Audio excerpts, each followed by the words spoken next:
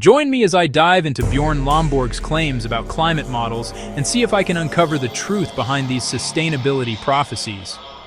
Before we dive into the good stuff, be sure to like, comment, and subscribe for more climate change updates.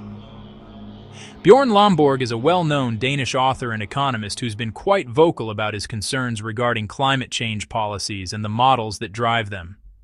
He's the founder of the Copenhagen Consensus Center, an organization that aims to promote sustainable development and climate change solutions. Climate models have been a cornerstone of research and policy discussions around global warming, projecting various scenarios of future temperature increases, sea level rises, and other environmental impacts. However, there's growing concern about their accuracy and reliability.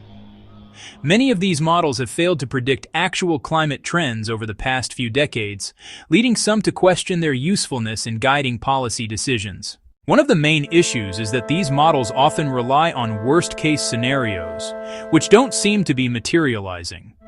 For instance, they've predicted severe droughts, massive crop failures, and unprecedented natural disasters. Yet, data from recent years doesn't quite match these dire predictions. This discrepancy raises important questions about the validity of these models and their implications for future sustainability. The economic and policy implications of these flawed predictions are significant. If the models are wrong, then the proposed solutions might be more costly than necessary or even misdirected. This could divert resources away from more pressing environmental issues or hinder economic development in vulnerable regions. Bjorn Lomborg has been particularly critical of the more alarmist predictions made by some climate models.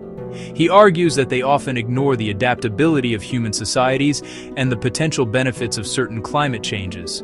For example, a warmer climate could lead to increased crop yields in some areas and reduced mortality from cold temperatures in others.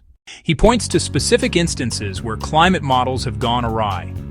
For instance, the IPCC's models predicted that the Himalayan glaciers would disappear by 2035. However, subsequent studies have shown that these glaciers are receding at a much slower rate than predicted. This example illustrates the need for more robust and accurate modeling. Another striking example of a failed prediction is the claim that global temperatures would continue to rise at an accelerating pace. However, satellite data has shown that global temperatures have plateaued over the past 2 decades, despite increasing CO2 levels. This discrepancy has significant implications for our understanding of climate sensitivity and the effectiveness of proposed mitigation strategies. The most striking example of a failed climate prediction, in my opinion, is the story of the Maldives. Climate models predicted that this island nation would be one of the first to disappear due to sea level rise. But recent research has shown that the Maldives is actually experiencing a period of relative stability, with some areas even experiencing accretion. This example highlights the need for more nuanced and accurate predictions. Throughout this video, we've explored Bjorn Lomborg's concerns about climate models and their reliability.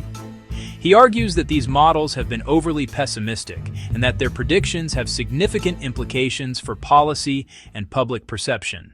If you have any thoughts on this topic, I'd love to hear them in the comments below. If you're interested in more discussions on climate solutions and predictions, be sure to check out my other video where we explore some potential solutions to these pressing environmental issues.